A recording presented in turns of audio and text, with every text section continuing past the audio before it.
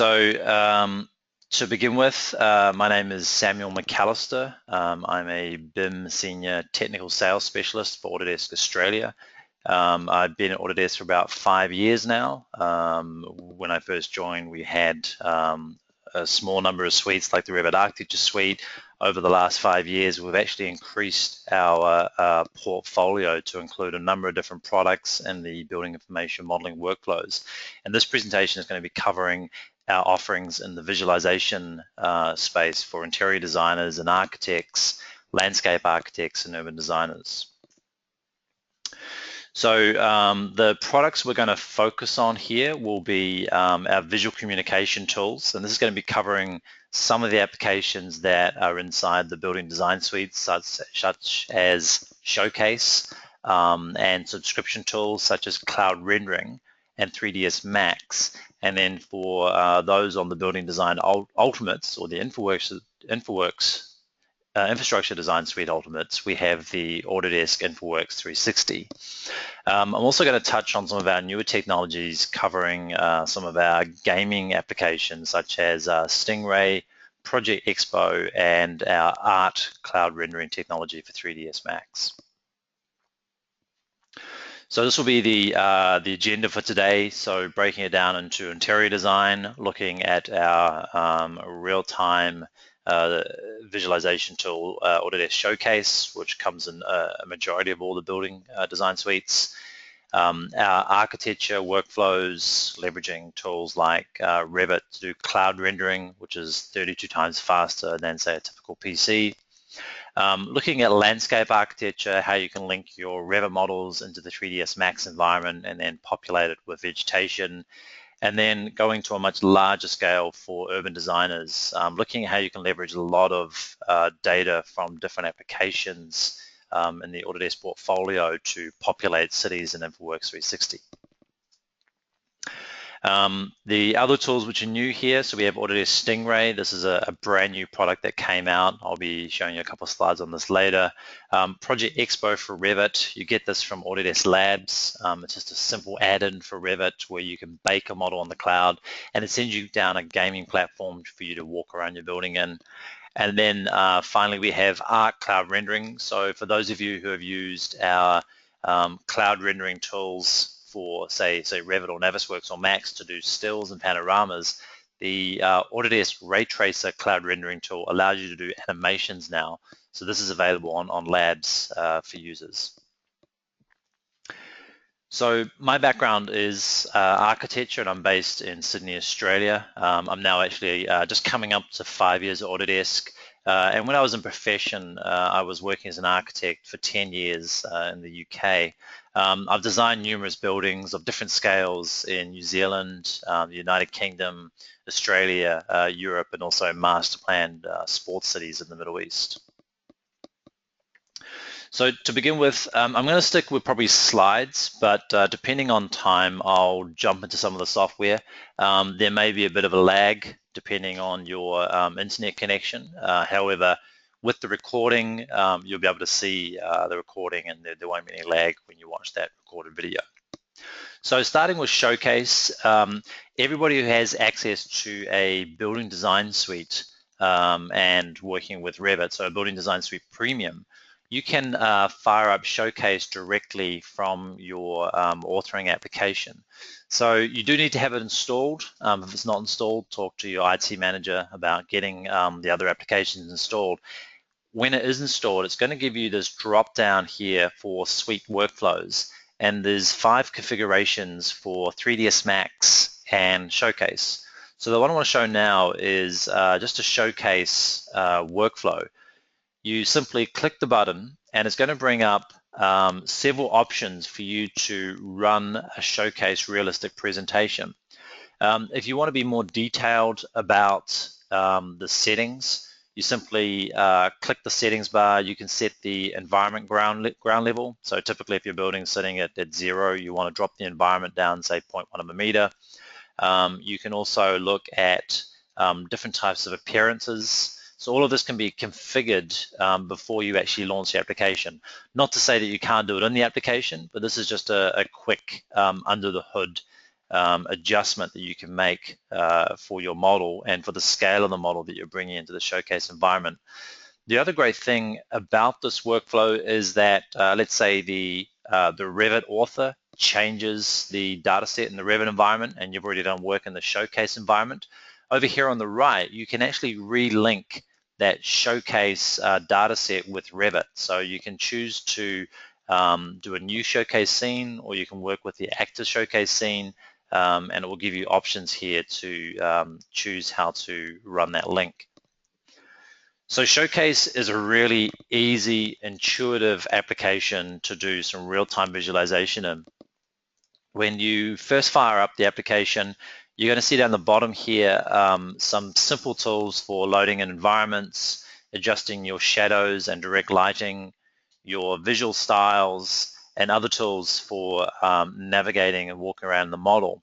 If you want to look at more detailed applications, up the top in the center here is an arrow which you can click to bring up the main menu. And this is going to give you more tools for adjusting the views, selecting appearances, stories, presenting, and then there's even options for adding triggering behaviors to particular objects in your model for you to engage with when you go to present your Showcase environment. The environment I'm showing here, this is just a default field environment. So what it does is it creates a seamless texture grass, it provides a dome over the model, and then it gives you some RPC content in the background here. You can even bring in your own environment. So if you have access to like a 360-degree camera where you can create a spherical environment, or even a panorama from your phone, for example, you can bring in what's called an HDRI image, and that holds actual lighting in the image, and you can load this into your environment background to illuminate your model and provide reflections on the materials based on that real-world environment. So by default here on the left, you can see there's numerous exterior environments, and also for the smaller scale projects moving into the manufacturing scale, there's interior environments here. When we move inside the building, you can start to adjust your camera properties. And what you'll find if you've come from a Revit environment, there are similar sort of properties here for adjusting exposures. So you just hit ctrl+y to bring this up, and you're going to have options here to adjust the focal length. So for an interior shot, you want to have quite a wide angle. So if you went to say an 18mm focal length, this is going to give you the perspective for showing this visual in its entirety. You can also start to adjust the image control properties. So for those of you who remember the day when we used to have the cameras with the films, a lot of this information was done with DSLR cameras for setting up different types of highlights and midtones, etc. You can do this with your cameras inside a Showcase to give it the look and feel that you're trying to capture. Doing camera shots is really easy. All you do is you hit the T button. Whenever you need to find any of the items and you do a drop down from the menu at the top here, it will have brackets with the shortcut key here. When you want to create views for your model, you simply just go create a camera shot. This is a very basic viewer here. You can also flick from the camera being a still shot to an animated shot. So some of the tools I'll fire up in a second and show you how easy that is. The other one is when you come to animate to create a quick animation, you can choose some of the preset animation shots. So there's tracking left, tracking right, moving up, moving down. But you can also do your own customized animations here. So we'll go here on the left, there's a starting point and an end point, and then you can just run the duration for 10 seconds, and very quickly you've got an animation without having to be an expert in working out camera paths or keyframes. Graphically as well, so when I was in industry, there were certain stages of the project where you didn't want to show the client the materials, or you wanted to keep the design quite abstract. Inside a Showcase, you've got numerous visual styles that will allow you to do this type of illustrate look and feel. So in the top left here, we've got like a cartoon look. We've got like a pastel look here. and down the bottom left an ambient occlusion, and down the bottom right a more realistic look. So even though you've gone and worked up the model in Revit, but you don't want to show the information, Showcase will give you the option to just graphically show it as a sketch design as opposed to being a photoreal finished model. So I'm just going to fire into Showcase now just to show you the materials. This is a really simple way of just doing drag and drop to change material options to inform the interior of the design. So with Revit here, I'll just go and click on the suite workflows, go to realistic presentation, and I'm just going to run it with the default settings. However, you can go in here and start to adjust them. So just run that, and what it's going to do is it's going to fire up Showcase. It's going to take the Revit model and convert it into what's called an FBX file format, and the FBX will hold the geometry and the materials and some of the lighting from Revit. Environment level, I'm just going to go -0.1. So this is just allowing me to it's not allowing me to do it today. Okay, I'll just leave that on 0 for now, and I'll do that within the Showcase environment. This just drops the floor plane down so the environment doesn't stitch over the top of the ground level that I've set up in this model. So everything comes through except for some of the content. So in the model I've got here, there's a lot of RPC trees. These ones don't come through. But you can look at bringing in other type of tree content into your Showcase environment. So down the bottom here, this is actually converting the file format from the RVT to the FBX, and it will save this in a default C drive location. So it's just loading the model in, and now we've got our Showcase environment. And it may lag a little bit because this will be a little bit heavy on my graphics card. But we now have the model in the environment. You can see here the trees haven't come through, but the textures have all come through cleanly. And all I'm doing is just using my Shift and wheelie mouse button to navigate around the model. You've got all the familiar navigation tools here on the right. So whenever you go from one Autodesk application to another one, you've got the view cube and the navigation tools. I'm just going to close out of this instant viewer here, and I just want to go into one of the view shots, into one of the camera shots for just showing materials.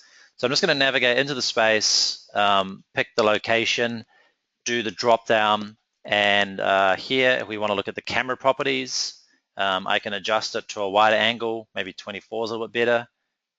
Let me get back a little bit. Sorry, so go the other way. So if I go say 18, and that's going to give us a wider view, and now I can zoom back a little bit with my mouse, and you can see a much larger peripheral view of the space. There's also presets here as well, so there's high contrast, faithful. These are all customized ones, and depending on your particular workflow, you can start to adjust these to give it the look and feel you want. The next thing here is in appearances is the material library. And let's say we're at a meeting with a client and the client says, well, I like the floor, I want to see maybe some different options. I like the cabinets, but I want some options here as well. With the Showcase environment, you're going to get access to the Showcase materials, and there's going to be all these different types of materials you can choose from. You're going to have the Autodesk materials as well, and this is going to read from that typical database that you get across a lot of Autodesk products. So let's say, for example, we want to change the flooring to being carpet. All we need to do is select that floor. So select it, highlight it, and then we'll choose a light brown, for example, right-click, assign to selection. And then if I just deselect that, now we have a carpet option on the floor to show the client. Maybe we want to do all the cabinets here.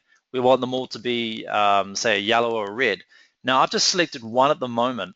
You can hit O to bring up your selection tree here, and what you'll see is because we come from Revit, all the information has come through. So I could, if I knew the project, I could go through and select all those Herman Miller cabinets, and that's going to grab them all in the model. But there's a really fast way to do this by just selecting one and just going right-click and go select all objects with this material, and then I can go and choose, say, a finish here from the Autodesk library. So let me go and choose something like, see if I can find something in metals. Let's say we wanted to do them all sort of Donald Trump gold or something. I'll just assign that to the selection, and now we have gold cabinets. So it's a really simple way to start working up the design or the finishes, the interior finishes of that design in real time for a client. You know, you can make this all glass, liquid, and a lot of the materials are very familiar if you're coming from a Revit environment. The other final thing just to note here, if I just go back to the PowerPoint, you can also create alternative lineups. So let's say you've had a design crit with a client and they said, well, we want to do a bit of gold, we want some silver, we want some yellow. You can go and add over here on the right-hand side different material lineups, and it will save out those material options. So you've had the meeting and you can record option 1, option 2, option 3, and then send them out to the client and say, well, here are the 4 options. What would be your preferred one? And they can look at that, and you've got a record of that in your Showcase environment. No needing to having to go out to a Revit family and do those options or take it into Photoshop. You can do it all instantly within Showcase. Finally, just a note here on the left-hand side, if you want to bring in your custom materials, you can edit the properties. So if you've got a material from a sample that you've been sent by a supplier, take a photograph, get a sample from the website, load it into your material database here, and then apply it simply to those furniture and fittings. We've also got some great presentation tools for doing corner cutaways. So maybe you want to show a graphic of the floor in its entirety. You can do real-time sections here to do a cutaway, either horizontal or vertical. Or maybe you want to show both the upper levels and the lower levels, and you want to show a corner junction of the building. There's a great tool here for doing corner cutaways. And this is a really powerful graphical way of communicating to your clients what those spaces look like as a graphic and also in conjunction with each other. So just staying on time, I'm going to move into the architectural space. Any questions you do have, for those of you new to webinars, we do have a chat window and a question window. So what you can do is you can type in your questions, and at the end we'll have some buffer time for me to go and answer any questions. So please just add them as we go through the webinar to the questions, and then we'll have Q&A at the end. So with cloud rendering, this is a tool that's been around for about 4 years now, and we've been adding more and more options for you to do different types of renderings or presentations on the cloud technology. So with Revit, you can go to your View tab, and you've got options to render on your local PC, but you can also render on the cloud your camera or default 3D views. For those of you who haven't done any camera views, it's really easy. You just click on camera, point and shoot, and it's going to give you a view of your model with a perspective shot. There's a few other graphics here. For those of you who are on 2014 and above, we've had other types of tools which allow you to do displace views. So sort of similar to that 3D axonometric and Showcase with the cutaway. With Revit, you can do displace views where you can duplicate a 3D view and then do this displace view where you explode the model, and you can add graphics to do paths, dashed lines back to the origin. So this is a really powerful way of showing the building in its entirety. You can also create different types of graphics inside of Revit. If you want to change the background and you want a white model on a black background, you can start to do this with Revit, and you can also lock that view and then do your tagging and your keynoting with that lock view as well. So there's a lot of great tools to visually communicate certain aspects of that Revit data inside of Revit with the 2014 and above applications. Graphically as well, you can do the perspective exploded axometric and show all the materials. So there's all these tools under the hood which you can adjust to get the look and feel of the graphic you're trying to communicate. And we released Sketchy lines a couple of versions ago, where you can start to have crosshairs at the end of your model, so you can have that nice sort of illustrate type view. So what I want to do here is go from the product and show you how to do rendering in the cloud. So when you go to your view, you go to the View tab, you're going to have these three options. One will be rendering locally on your machine, where you can render it using our Mental Ray rendering engine. And new for 2016, we have a ray tracer rendering engine. Then the other one is we have our render in the cloud and then access to the render gallery, and that's where your images are going to be stored. When you click on render in the cloud, you're going to get the simple pop-up box. It's going to give you the view that you want to render.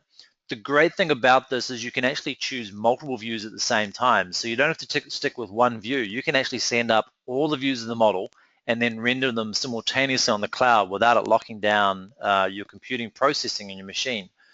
You can choose the output type, so you can do illuminance, panoramas, and still images. You can give it different types of settings for the quality, the image size, and the exposure, and then the file format that you want to download it as, so PNG or JPG or TIFF. A quick note here, on subscription, you're not going to get 4 million cloud credits like I do. I get that because I work for Autodesk. You'll get 100. So keep all these settings really low when you do your first draft renders. For a large render, so this is something I'd present for, say, A3, A2 printout, you can use these basic settings, and it's only going to take up about 2 cloud credits. Don't choose all the views and put all the image sizes really large, because it could end up consuming about 50 of your cloud credits. And if you've only got 100, that's a lot to lose for doing quick renders. So leave it on the defaults. If you leave it on the defaults, it won't use any cloud renders. See how it looks on the defaults, and then choose the views that you want to render, and then increase the settings. So these are some samples of some cloud renders I've done in the past. The decals on the screens here show up. You've got the natural lighting coming through. So there's the day lighting that you set up in your Revit environment.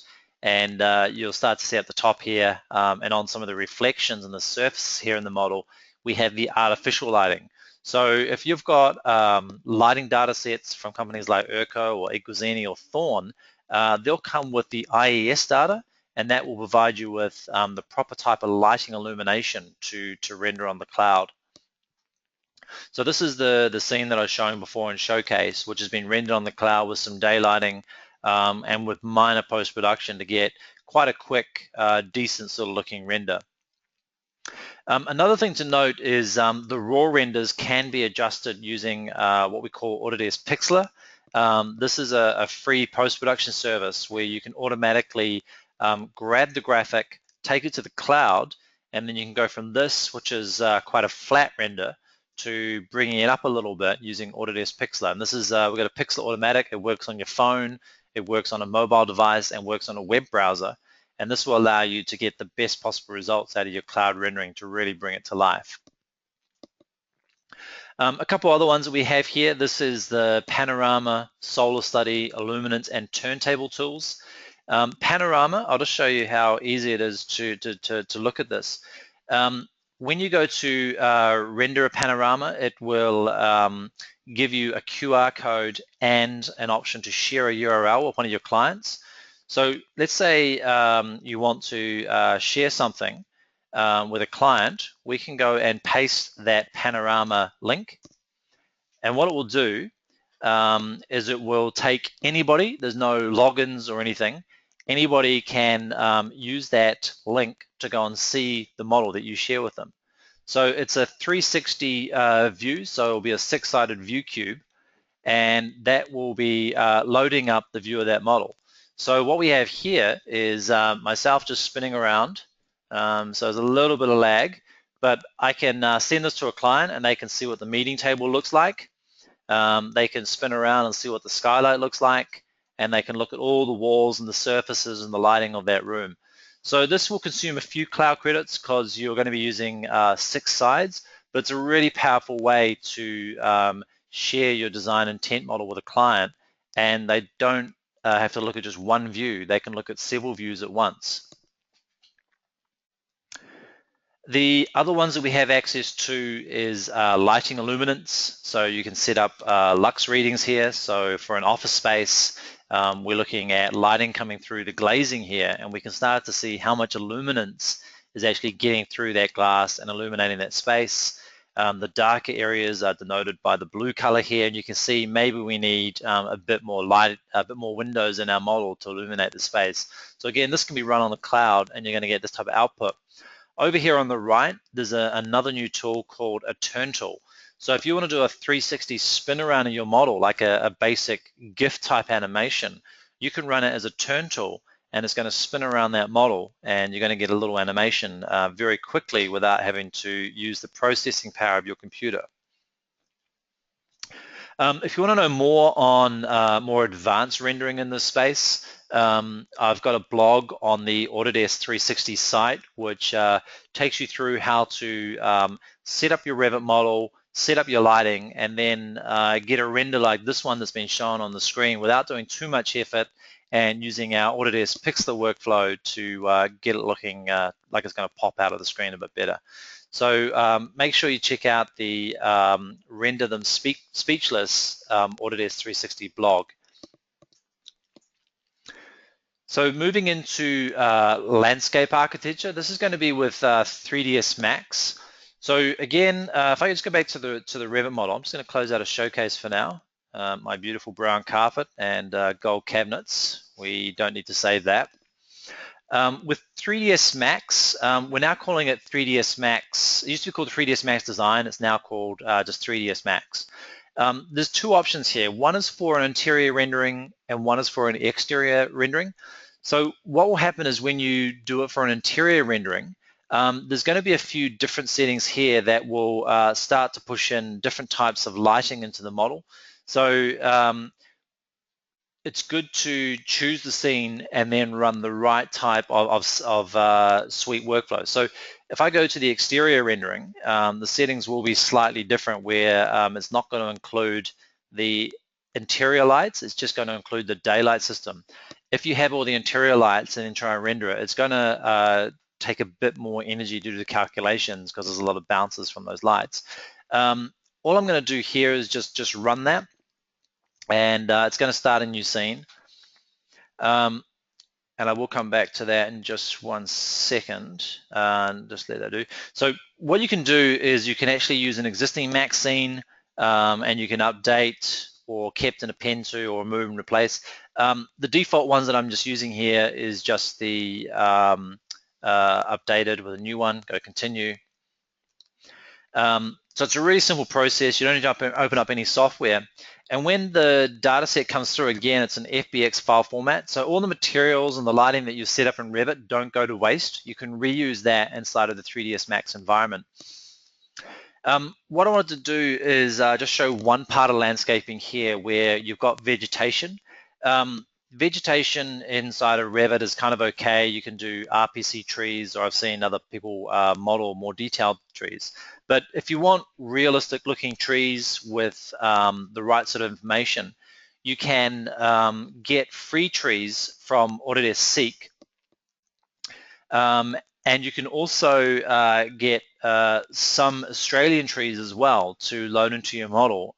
We had Expo donate a very large library of 52 trees to Autodesk Seek, and you can download these for free and then set them up in your Max environment. So what we have here is placeholders for the trees that have come out of Revit. So the RPC content doesn't actually transfer through. It creates what's called these little dummy placeholders. What you can do with the trees from your chosen tree provider, so it could be from the Autodesk Seek, or it could be from this other company called Laubwerk, you can bring in a tree and you can actually select and link it to the object. So for the sake of time, I'll just do this very basically. If I just want to, let's just pretend this is a tree. I don't want to do it in real time because there's always a bit of a lag. What you can do is you've got tools called Select and Link, where you can select that object and then link it to that object. And now, whenever we move it around the application, you can see this is the dummy placeholder for the RPC tree. this tree is always going to move with it. So if we think about reloading data back from Revit into Max, and we want to make sure all our trees move with the Revit trees, we can start to create a relationship between the RPC object and that box that's in there as well. So you can see when I move the tree independently, it's not going to move, but when I move the RPC tree, it will move. When you come to bring in the trees, they are going to be quite heavy. So we could probably do another presentation on this. There's tools which you can convert them to proxies where it will reduce the polygon count. Or you could look at another third-party application. This is a company called Laubwerk, who provides some fantastic trees. You can get copies of their tree library for free. There's some demo ones here. And it will give you the option to configure how much detail you want to have in those trees. So just going back to Max here, and if I go to Laubwerk, and this is just the free access database they gave me to test out. There's some maple trees, some Turkish pines, red frangipani. I'm not even too sure what that one is from, but let's just do the basic one here. You can go and apply, and instantly it's giving me a tree in the model. So if I look at that tree, it's actually quite a nice lightweight tree, but under the property settings here, there's a few more options to control information on that tree. So what you'll have is youngling trees, fully grown trees, and these are going to scale up based on the properties that the Laubwerk team have put together. So if I just go to a fully grown tree, you've also got options to show viewport modes. So we can click, and this is going to bring up the skeleton of the tree, or you can show it fully rendered, and it's going to bring up every single leaf in that tree. Probably a little bit hard to see. I need to deselect it and turn off the options. So if you want to show all that information, this is available in this vegetation package. And then if you want to reduce the leaf amount, there's other tools here to reduce the polygon count of those particular trees. So this is just a product that you can get to add more vegetation to your landscape design. They've also released a new Australian and New Zealand based tree library. So for anybody from New Zealand on the webinar today, they've got the Hutakawa trees here that have been modeled. So if you're doing a house or a design where you want to show a New Zealand native tree, you can get access to this via the Laubwerk Plants Kit here. Another thing while talking about trees is maybe you want to do a much larger landscape design. I'm just jumping into InfraWorks 360 here. You can load the same type of trees as FBX or DAE files into InfraWorks and your Revit models or your Max models, and you can run what's called a tree randomizer. So all trees, as you see in the photo background here, they're all kind of different colors and different shades. You can run this inside of InfraWorks to run a randomizer, and it will take all the different tree types and populate it with random trees in, say, a park or a forest. There's also other tools, again, if we're looking at softscape type landscape architecture, like seamless grass. So if you need to do a lot of grass, you don't want a repetitive texture, InfraWorks will allow you to move into that space. There's other items here for hardscape furniture and putting people in your design. I know after working in industry, a lot of clients want to see people engaging in the design that you're doing. So 3ds Max will allow you to do that and also bring in more flexible furniture options. So this is a tool we had a few years back. So I'm just going to close out of Revit and go back into the Max environment. And my computer is heating up a little bit, so I'm just going to get rid of that tree for a second and turn off realistic and turn on the shaded materials with maps. And now my computer's sort of calming down a little bit. So what we have here is, first of all, we've gone over the trees. Secondly, we want to put, say, people in our design. So a few years ago, we brought out Populate. And Populate allows you to load people into your model without having to be a character rigging expert or having to, place them here, there, and everywhere.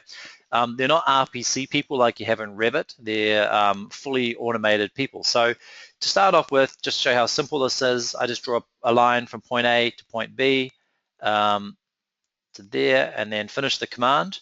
And all I need to do now is go simulate. And this is just a path of people. So if you're doing a landscape design for a mall or an external space, and you want to put people walking through that space, just draw the line across the model, hit simulate, and this is going to add numerous people, male and female people, over 300 frames to your model. And then when we hit play in a second, they're going to be walking instantly. I haven't had to do anything magically to set this up. This is just max, just out of the box. Here are your people. And I do need to adjust the scale actually on my setup here. But when I go to hit play, they are now walking and following that line. So it's a really quick way. You can see my graphics card, it's not calcing as well. Now that's what's gone to wireframe. But it's a really quick way for landscape architects to load in people and put them in context. One caveat here is here I've adjusted my units. So my units are slightly set up in meters. That's why the people aren't coming at the right scale. That was for another project, but if you put it to millimeters, everything will work seamlessly where the people aren't like small people at the moment. So the last bit I just wanted to show you before moving on to the next bit is seated people. There's all these different people who are configured to sit and stand idly in the space. So again, for say hardscape landscaping, you're going to have some benches out here. You want to show people sitting at them. So we can go and place these boxes, which actually represent people sitting on the boxes.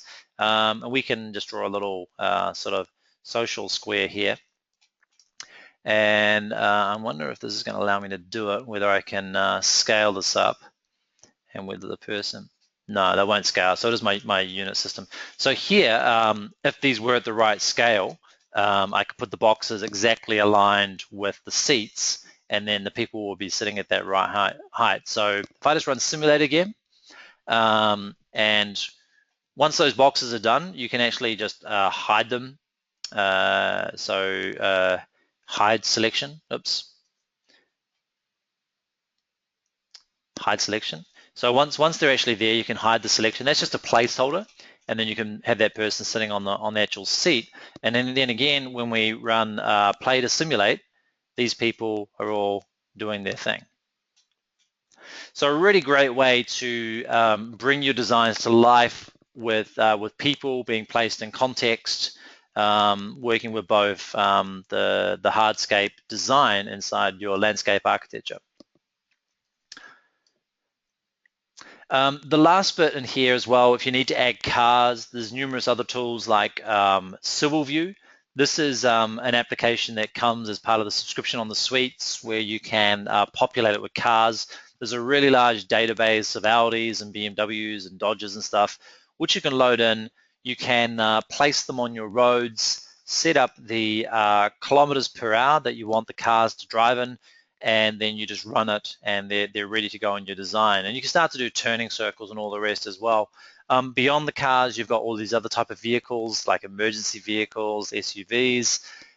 You can also start to do more with furniture, trees and plants, signage, set up cameras. So this is just a snapshot of some of the tools you have access to. What we could do based on feedback, we could do a more deeper dive on some of these workflows. Other things we can do is work with laser scan data.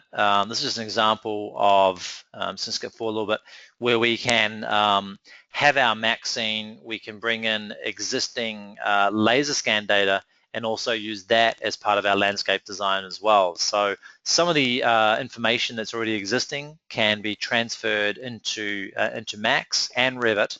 And here we have our building design and our existing landscaping, which we can laser scan as opposed to modeling, and we can get some pretty quick instant feedbacks with that laser scan point cloud. So moving up the scale into urban design, this is our Autodesk InfraWorks 360 application, where you can start to leverage a lot of the different file types from the other Autodesk applications. So these ones I'm looking at the moment, this is looking at tools like Revit and Max, which I've already discussed today, but also a couple of our other user-friendly tools like Formit 360 and Autodesk Seek, all to be brought into InfraWorks 360 to do a larger urban design master planning workflow. So one quick option here is just looking at Formit. Formit works on an iPad, it works on an Android device, and it also works on a web browser. And maybe for master planning or urban design, you'll need to look at different design options for buildings of different scales. You don't maybe want to go into Revit, maybe that requires more setup. Formit will give you the option to quickly mass up a building and design a building and then download it into InfraWorks for your urban design workflows. So what I have here is some tower options that I've just made on an iPad. I've downloaded them as an OBJ file, which will open up in InfraWorks, and then I've placed them within the context of the city. So we have 3 towers, and I've got a recorded workflow. This is actually a Revit tower as well that I've got in the design, where I've set up bookmarks for verified views, and I want to place these Formit design options inside of my urban design environment and see the impact of those tower designs. So I can flick between tower option 1, tower option 2, tower option 3, or even tower option 4 with a texture map here, and I can start to click on the verified views to see the impact of that tower within its urban design or within its cityscape. So this is a great platform to bring in all these different types of data sources to test your designs and then communicate them to a wider audience. The other thing we can do is bring in the Revit data as well. So if you've done a tower design, you can bring that in. You can set it up with real-world coordinates. The great thing about our InfraWorks 360 application is it works with real-world coordinates, so you can set it up based on a map grid of Australia 56, zone 56, and if your Revit model is set up with the XYZ coordinates to correlate with that map grid of Australia, it will come in seamlessly to the right location in the city. Other things we need to do when we're doing, say, master planning as urban design is look at the impact of the shadows that are cast by that building. So this is actually based on a design down in Martin Place in Sydney where the old Westpac Tower has been demolished, and a critical time of the day that needs to be reviewed is in April between 12 and 3 p.m. So what I've got here is a white overlay inside of InfraWorks showing the shadow impacts of different tower options. So option 1, option 2, option 3, and you can start to see at different times of the day the shadows that have been cast here with tower option 3 versus different times of the day with the same tower option later in the day casting shadows on the park. We can take this into tools like Autodesk Pixir, which I mentioned a bit earlier, which is similar to Photoshop, but it runs on the cloud to run a comparison. So this same building option 3 versus option 2, what I've done is I've set up 2 layers here with a multiplier type opacity, and you can instantly see graphically the rough percentage of shadowing being cast by option 3 versus option 2. So there's all these different tools that you can use in the Autodesk portfolio to allow you to add these type of presentations in your report to show the client what the impact of that design proposal is in context, in its urban context. You can also export out the data from InfraWorks. So let's say you've gone and gathered all this information, you've loaded it into your urban space, but you want to do different types of analysis. So one we have here is for wind flow analysis. So this isn't so much about visualization for presenting a graphic. This is more about visualization for communicating a wind wake flow to a larger group of stakeholders. So with this one, we send out that composed InfraWorks model, and we can run a flow design. And this flow design will give you a visual communication of the airflow velocity coming off the park, hitting the facades of those buildings, and then going around the shape of those buildings, and then seeing what the pressures are like or the wind pressure is like beyond the building. So The graphics overlay here on the left-hand side for the velocity, you can see there's some high pressures hitting some of the towers here. The tower that I've designed, you can see it's not actually hitting the facade too badly. It's actually going around it. And then we need to investigate in a bit more detail how much wind is hitting the facades at the lower street levels here. So the Autodesk Flow Designer will allow you to do that. There's also other ones for doing ISO surfaces and surface pressures, more for internals. And then there's more detailed overlays here to give you a graphic to show the wind pressures in a bit more accuracy. Finally, for the urban design space, we have a fantastic storyboard tool. This one will allow us to do animated Sunpath winter and summer studies. So before on the screenshots, I had the crucial times of the day for that April space inside of Martin Place. We can also run this animation here inside of InfraWorks for the January Sunpath and the April Sunpath. We just simply save a shot, load it into the storyboard and hit play, and it's going to allow you to see the shadows being cast by that building in both the summer and the winter. Another great tool here is the animation tools. It's very easy to create a storyboard. Just like in Showcase, you can create camera shots and then stitch different sort of visuals from point A to point B and navigate around that urban design or that city. Let me just drop the noise a little bit here. This is a recorded workflow that I put together of that data set. So this is the real-time shadow path showing you from sunrise to sunset. You can start to see some of the trees and some of the vegetation in the park. When we navigate down to the streetscape level here, it's lagging a little bit. You'll see the cars that I mentioned before. These are the cars going around the city at 50 kilometers an hour. We've got those Populate people and the hardscape space with the furniture and some of the grass. We've even included a water fountain here. This is our CEO. He's formed a water sculpture. This is the Revit model. So we can get right inside the Revit model that's inside the InfraWorks environment to show the foyer. And you can see here I've got a lot of trees in the model. They're all highly detailed, but InfraWorks has no problem with handling that information.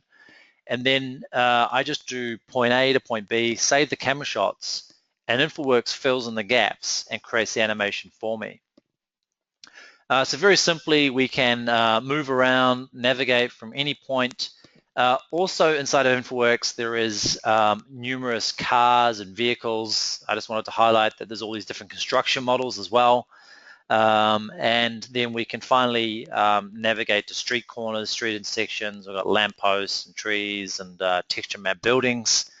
And then finally finish up for the final shot. One of the buildings there is actually a SketchUp model. So InfraWorks will bring in numerous file formats. So you don't always have to use Autodesk software. You bring it in, and then for the final shot, this is finishing in the park. I've even got a plane flying over the city there. You can animate stuff in real time. And then we can see the sun set on the park and start to see the shadows being cast from those buildings. So it's a really powerful application. If you've got the data, it's really quick to get up to speed with. So with that, just to recap what I've gone over, we've got about 10 more minutes left. I just want to show you some of the new technologies. So we've gone over interior design, Autodesk Showcase, showing you how to work with materials and work with that FBX data from Revit. In the architecture space, the Autodesk Cloud Rendering tools for doing the panoramas and the realistic photo renderings. The landscape architecture using tools like 3ds Max to start to bring in more realistic vegetation. And then what I just showed just now was the Autodesk InfraWorks 360 for doing your urban design proposals. Some new software that's coming out that you can get access to for free or for very little on subscription are tools like Autodesk Sting Ray, Project Expo for Revit, and ART Cloud Rendering for 3ds Max Design. Sting Ray is from our media and entertainment application. This is where you can take your Revit data via 3ds Max and then send it to what we're calling Sting Ray. This will allow you to have an FBX in a gaming environment. But I'll show you the next screen here. So this was the data set I had before for the demo. I can export this out. It's going to bring in the materials. It's not perfect. I need a bit of tidying up here. But it allows me to take that asset into a gaming environment where I can start to add different types of shapes and terrains and vehicles and people to interact with the design. So maybe you've got a presentation for a school or for a public space. You can provide them with a gaming environment for them to actually walk through the model.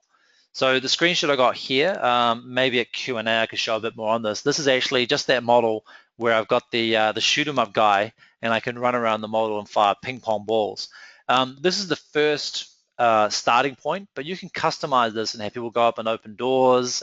You could do fire simulation, evacuation strategies. Because the program is so powerful, the options are limitless. So your Revit data can be reused for not just visual communication or visual presentation. You can start to do visual simulation with this interactive gaming environment from Sting Ray. We also have a simplified version for Revit. You can get access to this from Autodesk Labs. It's called Project Expo. We just released a new update of this just a couple of days ago. You just go to your add-ins once you've installed it, and it's just a one-click button. So all you do is you click it, it will give you some notes saying maybe materials are missing, maybe it's not the right view. You just follow the prompt here, then it sends your model to the cloud, it bakes it all together, then sends you back an EXE file, and you get a graphic like this for you to interactively walk through your model.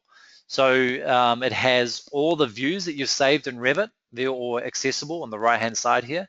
It has the Sunpath set up as well. So you get your summer solstice, your fall equinox, all of that will be done in real time for you. And then there's these little markers which you can click on, and that will take you to the different camera views that you've set up in your Revit environment. And then there's an interactive turn tool application where you can just walk around the model interactively.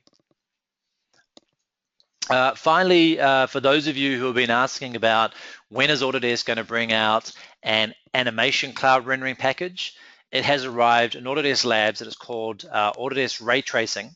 You can get access to 2,000 cloud credits for free, and you can run animations of up to, I think it's about 1,000 frames to produce Autodesk Ray Trace renders. So what I got showing on the screen here is the interface of Art Render. It's very similar to iRay for those of you who've used that application. You don't need to be a rendering expert. You just link your model in from Revit. You choose the render quality, minimum or maximum. You can set up some time, some iterations, and then you just run it. You can run it locally on your machine, or you can run it to the cloud. So if I want to do an animation, I can choose my output being an MPEG-4. I can choose the sizes, the cameras, and I can actually leverage the machines that we have available for this. So we've got available 20 fast, high-spec machines that will calculate each frame on the cloud. It won't use that many credits. You can see here it's only 16 credits for 300 frames. I've still got 1,600 credits left, so it's a really generous cloud application. And I can get renders like this back in minutes. So this is just what I call a rough render that I did on my machine. But you can do really high-end renders on the cloud, and you can animate them using the ART render animation tool. So with that, I've allowed 5 minutes at the very end for Q&A. So I'm just going to bring up the prompt here and start going through some of the questions. And let's just bring it down. So it's always difficult to just bring this across and then expand that out and grab the, there we go, now I can see the questions. Okay, so I'm just going to do this in order as they've been asked. For anybody new, just again, there is a question box there where you can start to type in questions. So the first question is from Samara Mishra. Will there be a recording of the session? Will there be the recording of the session be available? Exactly. So We will be sending out a follow-up email. Our marketing team will email everybody who attended, and I have been recording this session. It will be uploaded and you can watch it via our website. Next question, in Showcase, are the rendering materials already there, or do we have to import it from the Revit model or Autodesk library? So that's a good question. So the materials are there. So when I go back to Showcase and Revit, let's put the questions down to one side here. Because Revit and Showcase share a similar material database, that will load in the Autodesk materials, but I've made some customized materials that converts through as well. So if we just look at this model here, and just going to think for a second, even if you've made your own materials, that will still transfer through into Showcase for you to use, or you can even make your own Showcase materials. So if I just go to realistic, and it's just going to think a little bit. Here are the materials that I've created, my own custom materials for this presentation. So when I actually click on that view, see none of these are Autodesk specific materials, but when I actually go and run it to Showcase, and I'll just run that, and Showcase is running in the background. So again, this is environment continue, and then I'm going to do the active scene now. So instead of just running a new one, I've already got Showcase active. I'm just going to continue that. And under the hood here, we're going to be converting it to an FBX, and it stores the FBX on a default C drive location, but it takes through the materials and the other settings that you have in your environment. Just while that's firing up, I'll just answer Gary's question. What is happening with Render Cloud stereoscopic option? The service is now ended. That's a really good question. I haven't heard much about that. Gary, drop me an email and I'll reach out to the team and see what happened with stereoscopic option, or even Dave Z may have an answer on that. I know we do release a lot of labs products, and sometimes they make it into the hero application, sometimes they don't. Yeah, I'll have to check with the product team on that. There was meant to be a Showcase 360, and I was really excited about that, Showcase in the cloud. However, it didn't eventuate. So just going back to the earlier question, so here's my customized materials. They've come through, and if I want to see them in the Showcase environment, and go to the material library here, and I just bring down the material set. These materials have transferred across. So all the materials that I had in my Revit environment have come into Showcase, and then I could manipulate those materials if I want to. So quick example, I've got quite a few materials in here. So here's my custom material. And I'll click that and then go to the properties. And let's say we didn't get it quite right inside of a Revit, and we want to make these timber slats a bit bigger. I can go here and adjust the size. So maybe I want to make it double what it is. Go 6 and 6. And you can see it starting to adjust in my Showcase environment. So if I just make it a little bigger now, just to make the point. So here we go. So when I just it does it all in real time. And the cool thing is I'm manipulating the model as well. Like, just because this command prompt has come up, it doesn't mean that I can't navigate around the model just to see it in a bit more detail. So you can see here, this is probably a bit too much. So I'll just take it down to 6, and it all does it in real time. So there's a really powerful real-time interaction with the applications. The other one, just while we're on Showcase, if you want to replace, say, the windows, so you can see here the glazing's not kind of right. I can just close up this library just here. Let's bring that up and use some of the Showcase materials and go to the glass. And you can see here there's a clear glass here. I can select that window, right-click, and then right-click, and now we've got a slightly better glass. This bit of window here had a different parameter, so I'm just going to do that. And now you can see it's looking a little bit nicer. And then when I go to, oops, where do we go? Moved off it. Oops. Okay, I lost my model. So let me just go to, what was it, T for camera shots. Go back to that one. There we go. So let me just go and create a new still. So I'll just close out of materials and move around to that view there. So here's my new camera view. Just create a still and go close. Now I've got my view. So if you ever get lost, camera views are a great way to find your way around. And then from here, just to show you the materials and the background, if I go and put in a grass field environment here, and it's going to import those environments, and what you're going to see once it's loaded up, now we got reflections in real time on those windows.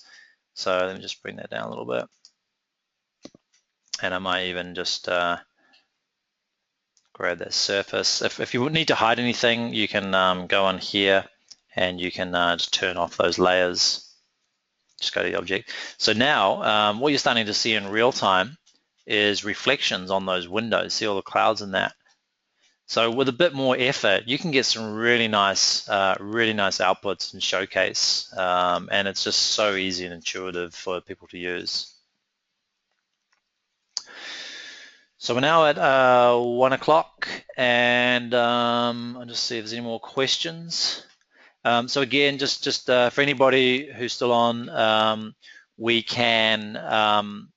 will be emailing you. I see there's still 33 still on. We will be emailing you a link to this presentation for you to download and review. And if you want to get in contact, I will make my email available.